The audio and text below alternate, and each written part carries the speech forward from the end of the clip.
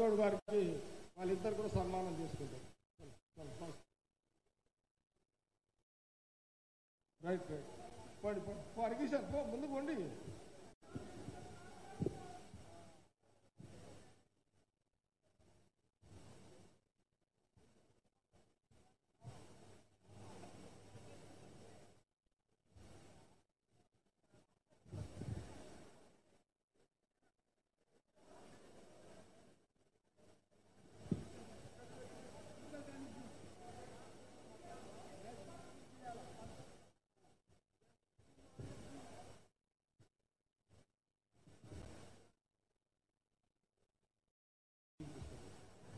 Okay, అది నియోజకవర్గాల్లో జడ్పీటీసీలు గెలిపించుకోవాలి.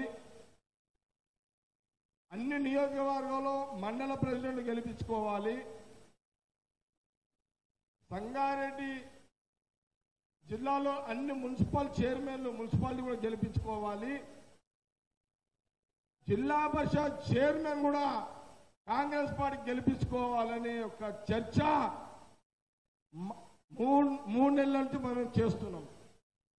సంగారెడ్డి జిల్లా మట్టుకు ఉమ్మడి మెదక్ జిల్లాలో మొదటి ప్రాధాన్యత సంగారెడ్డి జిల్లాకు పెట్టుకున్నాము. రామన్న, నేను మీరు పిసిసి ప్రెసిడెంట్గా, మీరు ముఖ్యమంత్రిగా రేవంత్ రెడ్డి గారు, రాష్ట్ర మంత్రిగా ఈ జిల్లా ప్రాతినిధ్య మంత్రిగా దామోదర్ రాజనరసింహ గారు ఎప్పుడు ఎన్నికల శంకారం భోగించిన సంగారెడ్డి జిల్లా ఈడున్న యోధులు డాష్ మీద ఉన్న వీళ్ళందరి యొక్క సమన్వయంతో తప్పకుండా కాంగ్రెస్ పార్టీ జెండా ఎగరవేస్తాం. అంతేనా డాక్టర్ సాబ్ గిరిధర్? అంతే కదా? అప్పట్లో ఒకటి నీకు వస్తుంది వీళ్ళకి అమ్మాయి.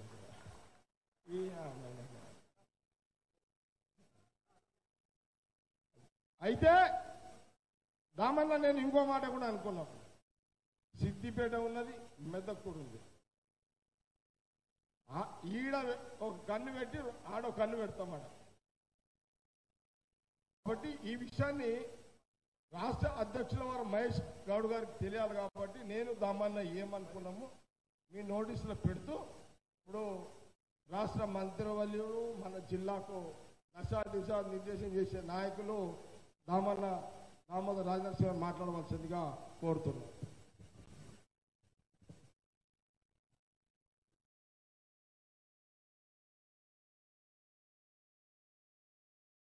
సభాధ్యక్షులు మిత్రుడు మాజీ శాసనసభ్యుడు జగ్గారెడ్డి గారు, ఈనాటి కాంగ్రెస్ సంగారెడ్డి జిల్లా కార్యకర్తల సమావేశానికి విచ్చేసిన తెలంగాణ కాంగ్రెస్ అధ్యక్షులు మహేష్ కుమార్ గౌడ్ గారు, నారాయణఖేడ్ శాసనసభ్యులు సంజీవరెడ్డి గారు,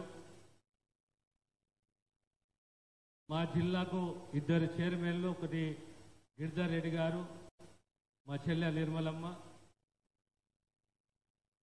మాజీ మంత్రివర్యులు పెద్దలు చంద్రశేఖర్ గారు, మెదక్ నుంచి పోటీ చేసిన తమ్ముడు మధు గారు, మా ఉజ్వల్ గారు, మా అంజన గారు, రామరెడ్డి గారు, వేదికలు అలంకరించిన పెద్దలు, కాంగ్రెస్ కార్యకర్తలు, తల్లులారా, పాత్రికేయ మిత్రులారా, మీ అందరికీ సవినయంగా నమస్కరిస్తున్నాను చేతులు జోడించి. ఈనాడు మహేష్ కుమార్ గౌడ్ గారు రాష్ట్ర పిసిసి అధ్యక్షుడైన తరువాత జగ్గారెడ్డి గారు ఒక మంచి మాట చెప్పారు. అన్నా, మనము మన అధ్యక్షుని మన జిల్లాకు పిలుచుకుందాము, ఒక సమావేశాన్ని ఏర్పాటు చేసుకుందాము, ఒక మంచి మెసేజ్ పోతుంది, అంటే అందరం కలిసికట్టుగా ఈరోజు మిమ్మల్ని సంగారెడ్డి జిల్లాకు ఆహ్వానించాము, స్వాగతం పలికినాము. 11-12 మాసాల కాంగ్రెస్ ప్రభుత్వము ఈ 11 మాసాలలో ప్రతి కాంగ్రెస్ కార్యకర్త గత 9.5 సంవత్సరాలు ఒక నిరంకుశ పాలన, ఒక కుటుంబ పాలన ఏ రకంగా ఎదుర్కొన్నాడో, తెలంగాణ ప్రాంతము, తెలంగాణ రాష్ట్రము తర్వాత ప్రజలు ఎన్ని ఆశలు పెట్టుకున్నారో ఆ 9.5 సంవత్సరాలలో పోరాటాలు, నియంతృత్వానికి వ్యతిరేకంగా స్వేచ్ఛకు, ప్రజాస్వామ్యం గురించి తెలంగాణ ప్రజలు ముందుకుంటే దానికి బాధ్యతగా ఉన్నది కాంగ్రెస్ కార్యకర్తలు. 20 సంవత్సరాల సుదీర్ఘ తెలంగాణ ఆకాంక్ష, పోరాటము, ఆ కలని, ఆ పోరాటాన్ని, ఆ త్యాగాలని గుర్తించింది, గౌరవించింది, ధైర్యంతో ఓ నిర్ణయం తీసుకుంది కాంగ్రెస్ పార్టీ, సోనియమ్మ. మళ్ళీ 9.5 సంవత్సరాల రాష్ట్రము ఓ కుటుంబ పాలన ఉంటే ఇదే కాంగ్రెస్ కార్యకర్తలు తిరగబడి తెలంగాణ, నా తెలంగాణ నేను కాపాడుకోవాలి, నేను స్వేచ్ఛతోటి నేను పరిపాలించుకోవాలి అనే ఆలోచనతోటి తెలంగాణ ప్రజలు, కార్యకర్తలు ఒక మార్పును తీసుకొచ్చుకొని ఈరోజు 6 గ్యారంటీలకు సంబంధించి కనీసం 6,000-7,000 కోట్ల రూపాయలు. ఒక చిన్న ఉదాహరణ చెప్తాను మీకు. ఆర్టీసీ ఉచిత ప్రయాణం అంటే సంబరపడ్డము, కానీ దాని లెక్కలు మనకు తెలియవు. గృహజ్యోతి సంబరపడ్డము, మాట ఇచ్చినప్పుడు దాని లెక్కలు మనకు తెలియవు. మహాలక్ష్మి లెక్కలు మనకు తెలియవు. కేవలం ఒక ఆర్టీసీకి సంబంధించి 1,10,00,000 ఉచిత ప్రయాణాలు జరిగినాయి తెలంగాణలో. సుమారు 3,600 కోట్ల రూపాయలు కాంగ్రెస్ సర్కారు దానిపైన వెచ్చించింది. 47 లక్షల కుటుంబాలకు, 42 లక్షల కుటుంబాలకు గ్యాస్ సిలిండరే కానీ, 200 యూనిట్ల ఉచిత కరెంటే కానీ ఇచ్చిన చరిత్ర కాంగ్రెస్ ప్రభుత్వాన్ని రాష్ట్రంలో. కానీ మనకు దానిపైన ఎక్కువ అవగాహన లేదు. ఆనాడు రుణమాఫీ చేస్తే మళ్ళీ ఈనాడు 18,000 కోట్ల రూపాయల రుణమాఫీ చేసినాము. ఇంకా మిగతా రుణమాఫీ ఇంకా సుమారు 8-10,000 కోట్ల రూపాయల రుణమాఫీ మళ్ళీ చేయబోతున్నాం అనే విషయాన్ని మీకు సవినయంగా తెలియజేస్తున్నాను. తెలంగాణలో భూ సంస్కరణలు, పేదవానికి భూమి ఇవ్వడము, పేదవానికి అసైన్ ల్యాండ్స్. తెలంగాణ సమాజము అలజడికి గురైంది ఆనాడు నిరంకుశ పాలనలో, దొరల పాలనలో. ఈరోజు మనం అందరం గుర్తుపెట్టుకుంటాము. ఇంద్రం అంటే నిర్వచనం ఏంది, ఇంద్రం అంటే పరాయ పదం ఏంది. పేదవాళ్ళకి భూ సంస్కరణ ద్వారా ప్రతి గ్రామంలో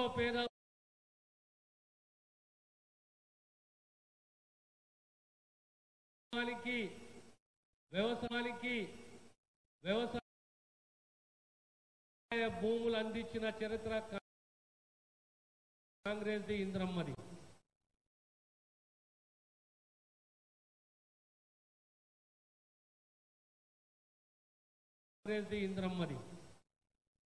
అదే రకంగా ప్రతి గ్రామంలో ఇళ్ళ జాగలే గాని ఇల్లే గాని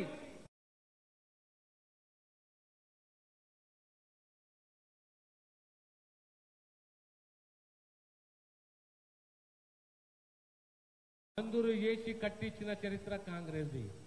మళ్ళీ ఈనాడు మన రాష్ట్ర ముఖ్యమంత్రి రేవంత్ రెడ్డి గారు ప్రకటన చేశారు, ప్రతి నియోజకవర్గానికి కనీసము 3,500 ఇండ్లు పారదర్శకంగా పేదవానికి అరువున్న ప్రతి కుటుంబానికి మేము ఇండ్లు ఇవ్వబోతున్నాము, మంజూరు చేయబోతున్నామనే విషయాన్ని ఈరోజు మన రాష్ట్ర ముఖ్యమంత్రి రేవంత్ రెడ్డి గారు తెలియజేసింది. ఈరోజు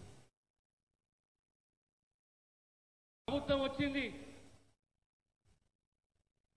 పథకాలు కంటిన్యూ కావాలి. రైతు భరోసా ఖచ్చితంగా ఇస్తాము. రేపొద్దున మా కాంగ్రెస్ కార్యకర్తలు ప్రతి గ్రామంలో పోటీ పడాలి, గెలవాలి. సర్పంచే గాని, ఎంపీటీసీఏ గాని, జడ్పీటీసీఏ గాని, జిల్లా పరిషత్ చైర్మనే గాని, డీసీఎంఎస్ చైర్మనే గాని ప్రతి కాంగ్రెస్ కార్యకర్త పోటీ చేయాలి, గెలవాలి. ఆ దిశగా మా సహకారం సంపూర్ణంగా ఉంటుంది అని చెప్పి సవినయంగా మీకు తెలియజేస్తున్నాను. ఏదో మేము గెలవంగానే కాదు, మా ప్రభుత్వం లాగానే కాదు, మన ప్రభుత్వం లాగానే కాదు. కాంగ్రెస్ కార్యకర్త గెలిచిన నాడే నిజమైన న్యాయము, నిజమైన ధర్మం ఉంటుందనే విషయాన్ని మీకు సవినయంగా తెలియజేస్తున్నాను.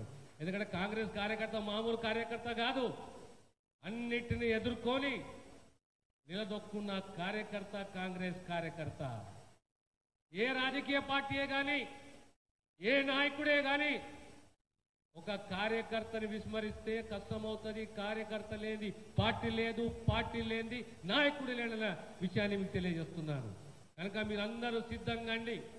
రాబోయే కాలంలో మళ్ళీ మనకు లోకల్ బాడీ ఎలక్షన్స్ ఉంటాయి. ఈనాడు మనము మున్సిపల్ ఎలక్షన్స్ కానీ, ఎంపీటీసీ కానీ, జడ్పీటీసీ కానీ, సర్పంచ్ ఎలక్షన్సే కానీ ప్రతి ఊర్లో మన కాంగ్రెస్ కార్యకర్త పోటీ చేయాలి, గెలవాలి.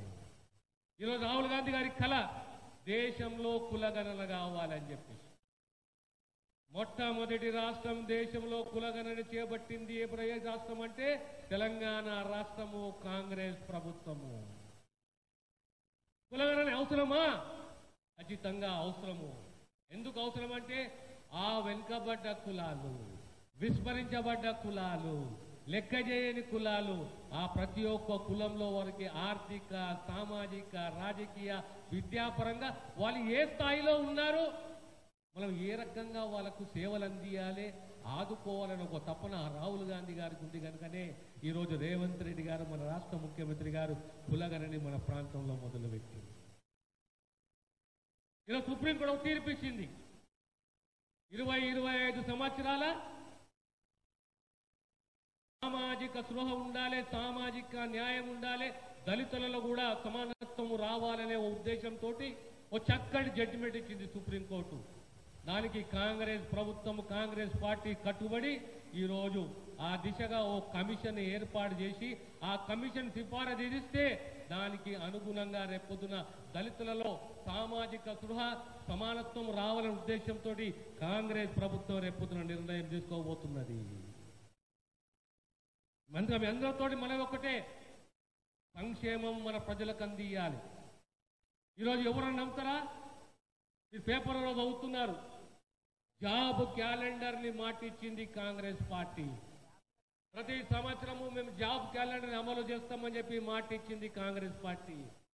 ఈరోజు 54,000 ప్రభుత్వ పోస్టులను భర్తీ చేసిన చరిత్ర కాంగ్రెస్ ప్రభుత్వానిది.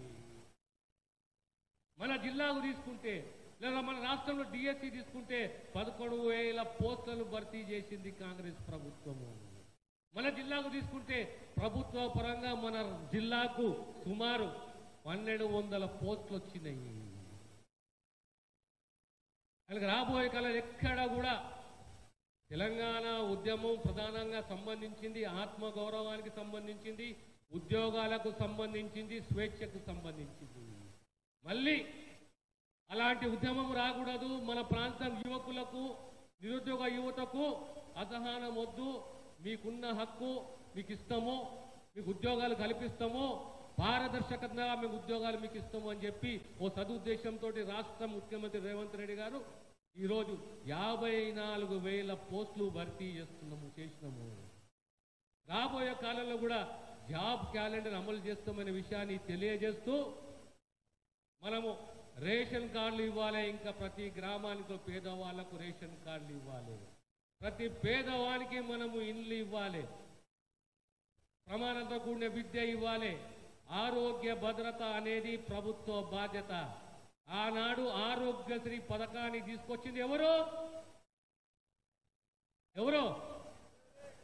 ఆనాడు ఆరోగ్యశ్రీ పథకాన్ని 2007లో ప్రజా ఆరోగ్యము ప్రభుత్వ బాధ్యత, అది మా బాధ్యత అని చెప్పేసి ఆనాడు రాజశేఖర్ రెడ్డి గారు కాంగ్రెస్ నాయకుడు, మన ప్రియతమ నాయకుడు, రాష్ట్ర ముఖ్యమంత్రి ఆనాడు ఆరోగ్యశ్రీ పథకాన్ని తీసుకొచ్చింది. 2011లో ఎన్ని ప్రొసీజర్స్ అన్ని ప్రొసీజర్లకు రేటు ఫిక్స్ చేస్తే 13 సంవత్సరాల దాకా రేట్ల రివిజన్ కాలేదు. మళ్ళీ ఈ ప్రభుత్వం వచ్చిన తరువాత రేట్ల రివిజన్ జరిగింది. 1375 ప్రొసీజర్లకు సుమారు 484 కోట్ల రూపాయలతోటి రేట్లు పెంచి ఈరోజు మళ్ళీ ప్రొసీజర్లని ఈరోజు ఒక స్థాయికి తీసుకొచ్చిన చరిత్ర కాంగ్రెస్ ప్రభుత్వానికి. 5 లక్షలు సరిపోవు, 10 లక్షల వరకు ఆరోగ్యశ్రీని పెంచాలని చెప్పి మాటిచ్చి నిలబెట్టుకుంది కాంగ్రెస్ ప్రభుత్వం.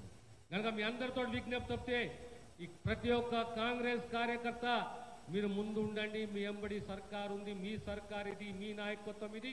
రేపొద్దున ఏ అధికారైనా, ఏ సంక్షేమమైనా, ఏ ప్రజన మీ ద్వారానే ప్రజలకు అందుతుంది. ప్రజల సేవలో మనం అందరం ఉండాలని చెప్పి సవినయంగా తెలియజేస్తూ, రాబోయే స్థానిక సంస్థ ఎన్నికలలో అందరం సిద్ధం కావాలి. ప్రతి ఒక్క కాంగ్రెస్ కార్యకర్త మరో ధైర్యంతో, స్థైర్యంతో ఎదురుండి గెలవాలి. మేము గెలిపిస్తాము. అందరం కలిసి కాంగ్రెస్ జెండా రేపొద్దున ముందుకు తీసుకెళ్లాలని చెప్పి మనవి చేస్తూ నేను సెలవు తీసుకుంటాను. ఓకే, ఇప్పుడు మన కాంగ్రెస్ పార్టీ రాష్ట్ర సారథి, ఈ రాష్ట్ర కాంగ్రెస్ పార్టీ రాష్ట్ర పిసిసి అధ్యక్షుడు మహేష్ కుమార్ గౌడ్ గారు వారు మాట్లాడుతున్నారు. ఇప్పుడు వారు మాట్లాడే కంటే ముందు వారి గురించి 2 మాటలు చెప్తాను. ఒక NICY కార్యకర్తగా, ఒక యూత్ కాంగ్రెస్ కార్యకర్త నాయకుడుగా, ఈ రాష్ట్రంలో ఒక బీసీ నాయకుడుగా, ఇంత స్వేచ్ఛా స్వతంత్రం ఉన్న కాంగ్రెస్ పార్టీలో మరి వారికి సోనియా గాంధీ, రాహుల్ గాంధీ, ఖార్గే గారి వారి ఆలోచన, వారి ఆశయాలు, వారి నాయకత్వంలో వారు మరి తెలంగాణ కాంగ్రెస్ పార్టీ ఒక బీసీ నాయకుడైన మహేష్ కుమార్ గౌడ్ గారికి ప్రెసిడెంట్ చేయడం, యావత్ తెలంగాణ అన్ని కులాలు, బీసీలో ఉన్న సమస్త కులాలు, సామాజిక వర్గం మరి వారి అధ్యక్షుడు చేసినందుకు కాంగ్రెస్ పార్టీ నాయకత్వాన్ని యావత్ కుల సమాజం కూడా బలపరుస్తూ ఉండాలి. ఇక్కడ మీడియా మిత్రులు ఉన్నారు, మీరు కూడా గమనించండి. కాంగ్రెస్ పార్టీలో ఒక బీసీ నాయకుడు మహేష్ కుమార్ గౌడ్ గారు వస్తే, సంగారెడ్డి జిల్లాకు వస్తే, ఇంకా ఏ జిల్లాకు పోయినా దామోదర్ గారు సీనియర్ మినిస్టర్ ఉన్నాడు, డిప్యూటీ సీఎం చేసిండు. అయినా కాంగ్రెస్ పార్టీలో ఒక బీసీ నాయకుడు, బీసీసీ ప్రెసిడెంట్ మహేష్ కుమార్ గారు వస్తే ఈరోజు కార్యకర్తలు, నాయకులు ఎంత స్వతంత్రంగా, ఈ స్వేచ్ఛ ఇంకే పార్టీలను ఉంటుందా?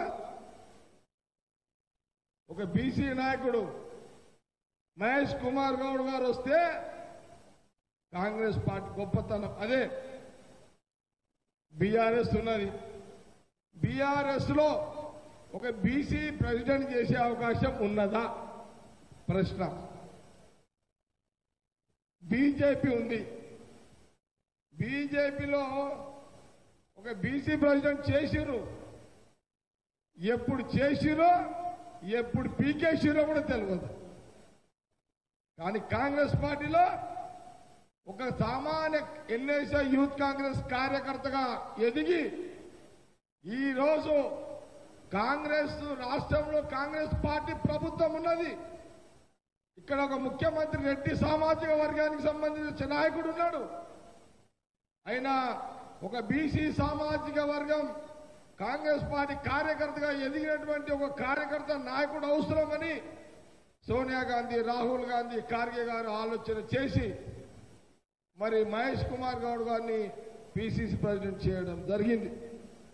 మొదటిసారి సంగారెడ్డి జిల్లాకు సంగారెడ్డి హెడ్ క్వార్టర్కి వచ్చిన సందర్భంలో యావత్ సంగారెడ్డి జిల్లా కాంగ్రెస్ పార్టీ దామోదర్ రాజనరసింహ అన్నగారి యొక్క నాయకత్వంలో మనమందరం కూడా వారికి ఘనమైన స్వాగతం ఈరోజు పలకడం జరిగింది. వారి పిసిసి ప్రెసిడెంట్ గారి ఆదేశాలు ఇప్పుడు వారు మాట్లాడతారు, వారు చాలా ఆదేశాలు ఇస్తారు.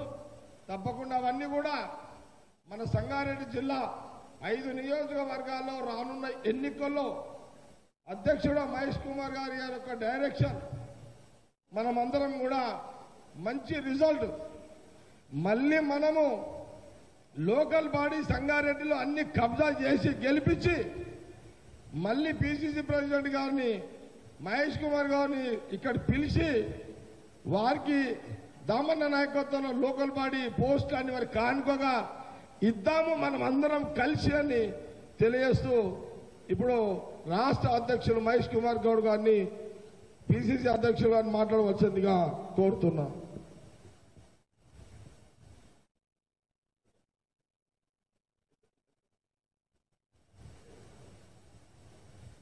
సభాధ్యక్షులు జగ్గన్న గారు, కాంగ్రెస్ పార్టీలో జగ్గన్నకి ఒక మార్కు.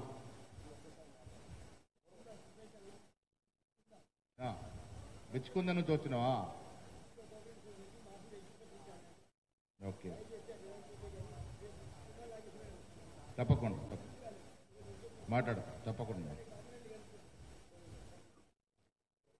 జగ్గారెడ్డి గారిది తనకంటే ఒక మార్కు కాంగ్రెస్ పార్టీలో, అవునా కాదా? గౌరవనీయులు రాష్ట్ర మంత్రివర్యులు 1986 నుండి ఆనాడు youngest and educated well versed minister ఎవరు అంటే ఆ క్యాబినెట్లో దామన్న గారు. 86 నుంచి పరిచయం నాకు. శాసనసభ్యులు సంజీవ్ రెడ్డి గారు, గౌరవనీయులు చంద్రశేఖర్ గారు, గిరిధర్ గారు, మా మధు నీలం మధు గారు, ఉజ్వల్ గారు, అంజన్ గారు, నిర్మల మా గాలి అనిల్ కుమార్ గారు, నిర్మల జగ్గారెడ్డి గారు, పుష్ప గారు, రామగౌడ్ గారు, హరికిషన్ గారు, हमारे మైనార్టీ के ప్రెసిడెంట్, మిత్రులారా, కార్యకర్తలారా, పాత్రికేయులు, ప్రింట్ అండ్ ఎలక్ట్రానిక్ మీడియా స్నేహితులారా, మహేష్ కుమార్ గౌడ్ కార్యకర్తల మనిషి, కార్యకర్తల ప్రతినిధి. ఇవాళ రాష్ట్ర అధ్యక్షుడిగా ఉన్నాను అంటే మీరందరూ గట్టిగా మద్దతునిచ్చారు కాబట్టి మీ ప్రతినిధిగా, కాంగ్రెస్ పార్టీలో ఉన్నటువంటి ప్రతి కార్యకర్త ప్రతినిధిగా నేను ఇవాళ రాష్ట్రానికి సారథ్యం వహిస్తా ఉన్నాను. అది సంతోషకరమైన మాట కూడా ఈ సందర్భంగా మనవి చేస్తా ఉన్నాను. సంగారెడ్డితో నాకు 35 ఏళ్ల అనుబంధం. నేను ఎన్ఎస్సీ రాష్ట్ర అధ్యక్షుడిగా ఉన్నప్పుడు ఆనాడు హరికిషన్ మాకు జిల్లా అధ్యక్షుడిగా ఉండే. సంగారెడ్డిగా తరచుకు వస్తూ పోయిన అనుబంధం. ఆ తర్వాత దామనతో ఏర్పడిన బంధం, ఉమ్మడి మెదక్ జిల్లాలో నడుస్తున్న కార్యక్రమాలు. నేను వర్కింగ్ ప్రెసిడెంట్గా, నాతో పాటు జగ్గారెడ్డి వర్కింగ్ ప్రెసిడెంట్గా కాంగ్రెస్ పార్టీలో ఎప్పుడు అవసరం ఉన్నా అలజడి సృష్టించి కార్యకర్తలను ఉత్తేజపరిచినటువంటి ఘనత జగ్గారెడ్డి గారిది. దాన్ని సంధాయించే బాధ్యత నాది. ఆనాడు రేవంత్ రెడ్డి గారు అధ్యక్షుడిగా ఉన్న రోజుల్లో కాంగ్రెస్ పార్టీలో ఉన్నటువంటి ప్రజాస్వామిక స్వేచ్ఛ ఏ ఇతర పార్టీలో లేదు. సైద్ధాంతిక పరంగా అవసరం వచ్చినప్పుడు రేవంత్ రెడ్డిని ఎన్నిసార్లు వ్యతిరేకించినా అది వ్యక్తిగతం కాదు, సైద్ధాంతిక పరంగానే వ్యతిరేకించినప్పుడు సంధాయించిన బాధ్యత తీసుకుంది మాత్రం నేనేనమాట ఈ సందర్భంగా మనవి చేస్తాను. ఆ స్వేచ్ఛ ఉంది కాబట్టి ఎన్ని మార్లు ఒకరి మీద ఒకరు మాట్లాడుకున్నా ఎన్నికలు వచ్చే నాటికి ఏకమై ఈ జిల్లాలో దామోదర్ రాజనరసింహ గారి నాయకత్వంలో అందరూ ఏకమై రాష్ట్రంలో కాంగ్రెస్ పార్టీ సీనియర్లు జూనియర్లు ఏకమై పోరాడినాం కాబట్టే ప్రజలకు మాకు నమ్మి అధికారం చేపట్టినారు, అధికారం ఇచ్చినారనే మాట కూడా ఈ సందర్భంగా మనవి చేస్తా ఉన్నాం. అది ఒక కాంగ్రెస్ పార్టీలో సాధ్యమనే ఈ సందర్భంగా మనవి చేస్తా ఉన్నాం. మిత్రులారా, కార్యకర్తలు కొంత నారాజుగా ఉన్నారు, నాకు తెలుసు. మీరు మా మీద నారాజు కాకుండా ఎవరి మీద అవుతారు? మీకు నారాజు అయ్యే హక్కు ఉంది. మళ్ళీ మిమ్మల్ని సముదాయించే బాధ్యత మాది. అది చేసుకుంటామనే మాట కూడా ఈ సందర్భంగా మనవి చేస్తా ఉన్నా. కారణం ఏమైనా కావచ్చు, ఇలా ప్రజలు మనకు అధికారం కట్టబెట్టినారు, ఎన్నో ఆలోచనలు చేసి కట్టబెట్టినారు.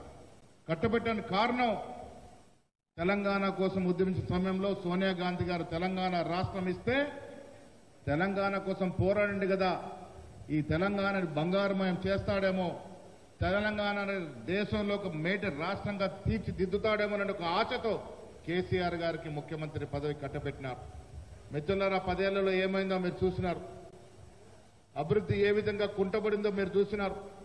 సంక్షేమం పేరిట 8.5 లక్షల కోట్ల అప్పు చేసి మన నెత్తిన పెట్టిపోయినటువంటి సందర్భం కూడా మీరు చూసినారు. ఇవాళ హరీష్ రావు గారు మీకు తరచుగా ఇక్కడికి వస్తూ ఉంటాడు. ఇలా సంగారెడ్డి వేదికగా నేను హరీష్ రావు గారిని అడుగుతా ఉన్నాను. చాలా సందర్భాలు అడిగాను. మళ్ళీ మేము ఇప్పుడు సిద్ధంగా ఉన్నాం, మీరు ఎక్కడికి వస్తారో రండి, మేము ఇద్దరమే వస్తాం, దామన్నా నేను. మీరు ఏ రంగంలో 10 ఏళ్లలో ఎంత అభివృద్ధి చేస్తారో చెప్పండి, మేము 9 నెలల్లో ఏ రంగంలో ఎంత అభివృద్ధి చేస్తామో చెప్దాం.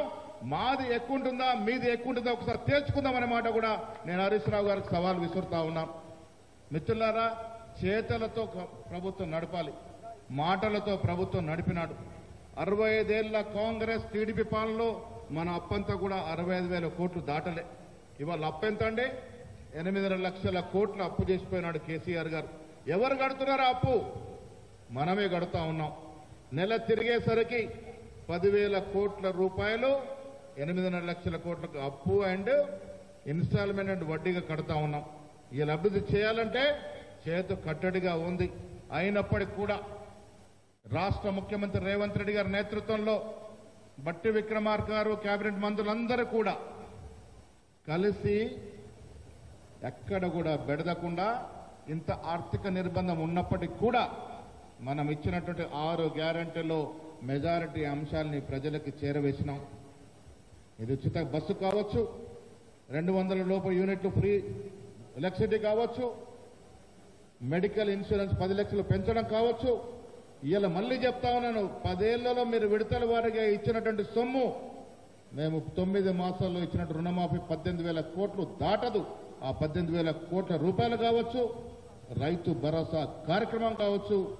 ఇలా డెవలప్మెంట్ కు చూసుకుంటే విద్యా వైద్యం పట్ల మనం చూపిస్తున్నటువంటి ప్రేమ, గతంలో విద్యా వైద్యాన్ని మొత్తం పాతాళానికి తొక్కినటువంటి సందర్భం, ఈ రాష్ట్రంలో పాఠశాలలో ఒక్క అవకాశం నోచుకున్న సందర్భం, వైద్యం విషయానికి వస్తే కొన్ని ప్రైవేట్ ఆసుపత్రులు తప్ప ఎక్కడ కూడా కనీసం డిస్పెన్సరీలు మందులు దొరికిన పాపన పోలే. ఇలా కాంగ్రెస్ ప్రభుత్వం వచ్చిన తర్వాత 28 integrated young India integrated schools ప్రారంభించుకున్నాం. ఒక్కొక్క స్కూల్కి 120 కోట్లు ఇస్తా ఉన్నాం. వైద్య కళాశాలను మెరుగుపరుచుకుంటా ఉన్నాం. ఇలా దేశంలో మేటిగా అటు వైద్యం ఇటు విద్య అందాలన్న తపనతో ముఖ్యమంత్రి గారు ముందుకు పోతున్నటువంటి తరుణం. మిత్రులారా, కార్యకర్తలారా, ఇంత అభివృద్ధి చేసుకుంటా ఉన్నాం, మీ కర్తవ్యం ఏమిటని అడుగుతా ఉన్నాను. మీరు కొద్దిగా నారాజుగా ఉన్నా మీ కర్తవ్యమే ఈ కార్యక్రమాలని ప్రజలకు తీసుకోవాల్సినటువంటి బాధ్యత. ఇన్ని కార్యక్రమాలు చేస్తా ఉన్నాం, ఒలిచి చెప్పాల్సిన బాధ్యత కూడా మీదే అనే సందర్భంగా మనవి చేస్తా ఉన్నాను. మీరు అనుకుంటున్నారు మహేష్ అన్న పీస్ ప్రెసిడెంట్ అయ్యాడు, దామన్న మంత్రి అయ్యాడు, సంజీవ్ రెడ్డి ఎమ్మెల్యే అయ్యారు, మాదేంటి అని. వచ్చే రోజులు మీవే అనే మాట సందర్భంగా మనవి చేస్తా ఉన్నాను. లోకల్ బాడీల్లో చాలా మందికి అవకాశాలు వస్తాయి. కార్పొరేషన్లో ఇక్కడ ఉన్నటువంటి నిర్మలా జగ్గారెడ్డి గారికి, గిరిధర్ గారికి చైర్మన్ పదవులు ఇచ్చినాం. ఇంకా 30 చైర్మన్లు ఇచ్చేది ఉంది, కొన్ని వేల డైరెక్టర్లు ఇచ్చేది ఉంది. జనవరి మాసంలో అన్ని ఇస్తామన్నమాట కూడా ఈ సందర్భంగా మనవి చేస్తా ఉన్నాను. కొత్త కేబినెట్ కొలుదిరిన తర్వాత ఇంకొత్త కేబినెట్ మంత్రులు తీసుకోవాల్సిన అవసరం ఉన్నది. ముఖ్యమంత్రి ఆ దశగా ఆలోచిస్తా ఉన్నారు. జనవరి మాసంలో కార్యకర్తలందరూ కూడా పండగ చేస్తామన్నమాట కూడా ఈ సందర్భంగా మనవి చేస్తా ఉన్నాం. రేపు వచ్చే స్థానిక సంస్థ ఎన్నికల్లో ఎవరు నిలబడతారు? మీరే నిలబడతారు. మీరంతా కలిసి దామన్న గెలిపించారు, జగ్గన్న కోట్లేశారు, సంజీవ్ రెడ్డి గెలిపించారు. మరి మిమ్మల్ని ఎవరు గెలిపియాలంటే ఇదే దామన్ననే గెలిపియాల్సిన బాధ్యత ఉందనే మాట కూడా మనం చేస్తా ఉన్నాను. రేపు జరిగే స్థానిక సంస్థ ఎన్నికల్లో మీకు టికెట్లు ఇచ్చి గెలిపించాల్సిన బాధ్యత కూడా మాదే. ముఖ్యమంత్రిని మొదలుగానే ఇక్కడ మినిస్టర్లు కానీ ఎమ్మెల్యేలు కానీ మీ అందరి లోకల్ బాడీలో గెలిపించుకుంటాము, మా సత్తా చాటుతామని మనం కూడా ఈ సందర్భంగా మనవి చేస్తున్న బాధ్యత మాదే అనే మాట కార్యకర్తలకు నేను భరోసా ఇస్తా ఉన్నాను. ముఖ్యమంత్రి గారి మాట చెప్తా ఉన్నాను. ఒకరోజు అన్నాడు, మన ముఖ్యమంత్రి అయ్యాను, చాలా మంది మంత్రులు అయ్యారు, చాలా మంది ఎమ్మెల్యేలు అయ్యారు, కానీ కార్యకర్తలకు ఏం చేస్తా ఉన్నామన్న మాట అనుకున్న తర్వాతే 37 కార్పొరేషన్ చైర్మన్లు నియమించామన్న మాట కూడా సందర్భంగా మనవి చేస్తా ఉన్నాను. మిత్రులారా, 11 మాసాలే అయింది మన ప్రభుత్వంలోకి వచ్చి. ప్రతిపక్షాల కుట్రలు చూస్తా ఉన్నారు. ఎన్నికలు అవగానే ముఖ్యమంత్రి మంత్రులు ప్రమాణ స్వీకారం చేసిన వారం లోపట్నే ప్రభుత్వాన్ని కూలుస్తామని ప్రకటనలు చేశారు. ఎవరు చేశారు? బీజేపీ బీఆర్ఎస్ పార్టీ కుమ్మక్కై ఒకటై కుట్రలు చేశారు. కానీ ఏమైంది? మీరు మా సంఖ్య చూసుకొని కదా ఈ పబాలు వాళ్ళు బ్రతుకుతున్నారని అక్కడున్న ఎమ్మెల్యేలే మనసాటికి వచ్చినారు. ఇలా మనతో స్వేచ్ఛగా ఉన్నారు. మిత్రులారా, చాలా మంది తెలుసుకోవాలి, మాజీ ముఖ్యమంత్రి కేసీఆర్ గారు ఎప్పుడైనా ఆయన నిర్మించుకున్న పెద్ద ప్రగతి భవన్లో కార్యకర్తల్ని కలిశారా అని అడుగుతా ఉన్నాను. కార్యకర్తల మాట దేవుడెరుగు. మంత్రులు కలవాలంటే కూడా నెలల తరబడి వేచి చూసినట్టు సందర్భాలు, ఎమ్మెల్యేలు కలిసే పరిస్థితి లేనట్టు సందర్భం. ఇలా స్వేచ్ఛా ప్రభుత్వం, నిజమైన ప్రజాప్రభుత్వం ఈ రాష్ట్రంలో నడుస్తూ ఉంది. మంత్రులు ఎమ్మెల్యేలు కార్యకర్తలు కూడా ముఖ్యమంత్రిని కలుసుకున్నటువంటి వెసులుబాటు కాంగ్రెస్ ప్రభుత్వం కలగజేసింది. దీనికి కారణం ఇక్కడ నడుస్తున్నది కాంగ్రెస్ ప్రభుత్వం, ఇక్కడ పాలన చేస్తున్నది రేవంత్ రెడ్డి కాంగ్రెస్ ముఖ్యమంత్రి. మంత్రులు ఎమ్మెల్యేలంతా కాంగ్రెస్ పార్టీకి చెందినటువంటి మంత్రులు. నేను ఎప్పుడూ ఒక మాట చెప్తాను, పార్టీయే శాశ్వతం. ఇలా అధికారంలోకి వచ్చాం, ఈ 5 ఏళ్ళు ఉంటాం, మళ్ళీ 5 ఏళ్ళు గెలుస్తాం, కానీ ఎప్పుడైనా పార్టీయే పర్మనెంట్, పార్టీయే శాశ్వతం, కార్యకర్తలు శాశ్వతమైన మాట నమ్మే వ్యక్తులు మొదటి వాడిని. మీరుంటేనే మేమున్నాము. మళ్ళీ చెప్తా ఉన్నా, మీరుంటేనే మేముంటాము. మీరు నారాజైతే మేము దిగాల్సిందే. అందుకే నారాజు కావద్దు. ఈ 5 ఏళ్ళు కాదు, మరో 5 ఏళ్ళు రావాలి మనం అధికారంలోకి. ఇది సెమీఫైనల్స్ మాత్రమే, ఫైనల్స్ ఆడాలి. మనం మళ్ళీ రాష్ట్రంలో అధికారం రావాలి, కేంద్రంలో రాహుల్ గాంధీ గారిని ప్రధానమంత్రి చేయాలి. ఆ దశగా మీరు మేమందరం కూడా కలిసి పనిచేయాలనే మాట కూడా ఈ సందర్భంగా మనవి చేస్తా ఉన్నాను. మిత్రులారా, తెలంగాణ ఎవరిచ్చారు? సోనియా గాంధీ తలుచుకోకుంటే తెలంగాణ ఇవాళ కూడా వచ్చేది కాదు. ఇచ్చిన తెలంగాణని బజార్లో పెట్టేశారు కేసీఆర్ గారు. ఇవాళ 10 ఏళ్ళు జరిగిన నష్టాన్ని రిపేర్ చేసే పనిలో ఉంది కాంగ్రెస్ ప్రభుత్వం. ఏ డెవలప్మెంట్ ఎక్కడ జరిగింది మిత్రమా? ఎవరి కుటుంబాలు బగారమయమైనాయి? ఈ రాష్ట్రంలో 10 ఏళ్లలో ఏ బీదవాడి కుటుంబం అన్నా బంగారమయమైందా? కేసీఆర్ కుటుంబం, ఆయనతో పనిచేసిన కొంతమంది మంత్రులు, ఎమ్మెల్యేలు, ఎమ్మెల్సీలు తప్ప ఎవరు బంగారమయ్యారు? ఎవరి జీవితాలు బాగుపడ్డాయి? తెలంగాణ తెచ్చుకుంది ఎందుకోసమో? నీళ్లు, నిధులు, నియామకాల కోసమే కదా. నేను ఇలా కేటీఆర్కి మీ ద్వారా అడుగుతా ఉన్నాను, ఓపెన్ ఛాలెంజ్కి రండి. 10 ఏళ్లలో మీరిచ్చిన ఉద్యోగాల సంఖ్య ఎంత? 50,000 దాటలే. 9 నెలల్లో మేమిచ్చిన ఉద్యోగాల సంఖ్య ఎంత? 55,000. డిసెంబర్ 7 నాటికి 55,000 ఉద్యోగాలు ఇస్తా ఉన్నాం. ఇది మా ఘనత అనే మాట సందర్భంగా మనవి చేస్తా ఉన్నాం. ఉద్యోగాలు ఇవ్వలే, నీళ్ల పేరిట దోపిడీ చేశారు.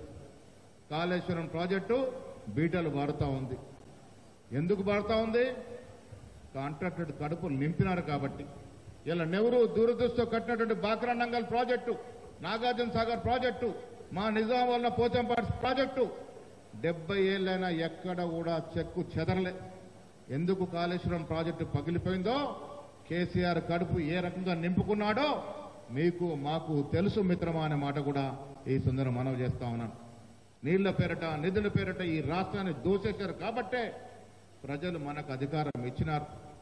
ప్రజల నమ్మకాన్ని వమ్ము చేయకుండా ఒళ్ళు దగ్గర పెట్టుకొని జాగ్రత్తగా పాలన చేస్తా ఉన్నాం. ఎక్కడ దుబారా ఖర్చులు చేయట్లే, అట్టహాసాలకి ఆర్భాటాలకి పోవట్లే. జాగ్రత్తగా కాంగ్రెస్ పార్టీ రాష్ట్రాన్ని పాలిస్తా ఉంది. ఒకవైపు అభివృద్ధి చూస్తా ఉన్నాం, ఒకవైపు సంక్షేమం చూస్తా ఉన్నాం. ఈ నినాదంతోనే ఎన్నికలకి పోదాము లోకల్ బాడీస్లో అనే మాట కూడా నేను ఈ సందర్భంగా మనవి చేస్తా ఉన్నాను. మిత్రమా, మనమంతా కూడా కుటుంబ సభ్యులు. చిన్న చితకర సమస్యలు ఉంటే తేల్చుకుందాం, కానీ శత్రువును మాత్రం ఛేదించాల్సిన అవసరం ఉన్నది. ఇలా పార్లమెంట్ ఎన్నికల రిజల్ట్ చూసాం. రిజల్ట్ చూసిన తర్వాత మీకు మాకేమైనా అనుమానాలు ఉన్నాయా? ఇంకా బీఆర్ఎస్ పార్టీ రాష్ట్రంలో మనుగడ సాధిస్తుందా? చెప్పండి మిత్రమా. బీజేపీతో కుమ్మకోవడం తప్ప వచ్చే ఎన్నికల నాటికి టీఆర్ఎస్ పార్టీ రాష్ట్రంలో ఉంటుందని నేనైతే అనుకోవట్లేదు. మీకెవరికైనా అనుమానాలు ఉంటే చేతులు ఎత్తిన మాట కూడా మనవి చేస్తా ఉన్నాను. బీఆర్ఎస్ పార్టీ రాష్ట్రంలో ఉండే పరిస్థితి లేదు. హరీష్ రావు గారు బీజేపీలో ఉండే పరిస్థితి లేదు. రేపో మాపో పలాయనం చిత్తగూర్చే పరిస్థితి ఉంది. నాకు తెలిసి రేపటి రోజున బీఆర్ఎస్ పార్టీలో తండ్రి కొడుకులు బిడ్డ తప్ప అల్లుడు కూడా మిగలడు. అందరూ కూడా అటువైపు ఇటువైపు చూస్తా ఉన్నారు. కాబట్టి బీఆర్ఎస్ పార్టీ వచ్చే ఎన్నికల నాటికి మనుగడ సాగిస్తుందని అనుకోవట్లేదు. కార్యకర్తలు మాయ మాటలు చెప్పి ఉచ్ఛ్వాసపరిచే పరిస్థితులు ఇవాళ ఉన్నాయి. ప్రయత్నం చేస్తా ఉన్నారు, కానీ అది సఫలం కాదు. సెమీఫైనల్స్ గెలిచాం. 2029లో జరిగే ఫైనల్స్ గెలుద్దాం. ఇక్కడ మళ్ళీ కాంగ్రెస్ పార్టీ అధికారం తీసుకొద్దాం. కేంద్రంలో రాహుల్ గాంధీ గారిని ప్రధానమంత్రి చేద్దామనే నినాదంతో ముందుకు పోదామనే మాట ఈ సందర్భంగా మనవి చేస్తూ, జగ్గారెడ్డి గారు అభయం ఇచ్చినారు. దామన నేతృత్వంలో లోకల్ బాడీస్ అంతా కూడా గెలుస్తామని. ఇది ఇందిరాగాంధీ జిల్లా, స్వర్గీయ ఇందిరాగాంధీ జిల్లా. ఈ జిల్లాలో లోకల్ బాడీలో మెజార్టీ స్థానాలు మీరు గెలుస్తారని నాకు నమ్మకం ఉంది. కార్యకర్తల బలమే పార్టీ బలమని నమ్మే వ్యక్తులని మొదటివాణ్ణి. కాబట్టి మీ మీద భరోసాతో మిత్రులారా, కార్యకర్తలు మీ మీద భరోసాతో నేను హైదరాబాద్ తిరిగి వెళ్తా ఉన్నాను. మళ్ళీ లోకల్ బాడీలో అన్ని సీట్లు గెలుచుకున్న తర్వాత జగ్గారెడ్డి గారు చెప్పినట్టుగా మళ్ళా సన్మాన కార్యక్రమానికి వస్తాననే మాట కూడా ఈ సందర్భంగా మనవి చేస్తూ, ప్రతి కార్యకర్త మాకు ప్రామాణికమే. ప్రతి కార్యకర్తని ఆదుకుంటాం. ఈ ప్రభుత్వం ఉన్న రోజులు మన ప్రభుత్వం ఉంది, మన కాంగ్రెస్ ప్రభుత్వం ఉంది. ప్రతి కాంగ్రెస్ కార్యకర్తకి దాంట్లో హక్కు ఉందనే మాట కూడా ఈ సందర్భంగా నేను మనవి చేస్తూ, వచ్చే రోజులు మనవి, చింతపడాల్సిన అవసరం లేదు. రేవంత్ రెడ్డి గారి నాయకత్వంలో ఇచ్చిన 6 గ్యారెంటీలు మళ్ళీ వాగ్దానం చేస్తా ఉన్నాం. అన్ని కూడా పూరిస్తాము. ఎక్కడ కూడా ప్రజలు ఇచ్చిన నమ్మకాన్ని వమ్ము చేయకుండా స్వచ్ఛ పాలన అందించి ఈ మెదక్ జిల్లాని పూర్వవైభవం తీసుకురావడానికి ప్రయత్నము చేస్తాము. దానికి కొన్ని నాయకులంతా కూడా కంకణ బదులై ఉన్నారనే మాట కూడా మీ అందరికీ ఆశ్వాసం కలుగజేస్తూ, ఇక్కడికి వచ్చి ఇంత భారీ సంఖ్యలో వచ్చి మాకు స్వాగతం పలికిన మీ అందరికి కూడా శిరస్సు వంచి నమస్కరించు ధన్యవాదాలు తెలియజేస్తూ సెలవు తీసుకుంటా ఉన్నాను.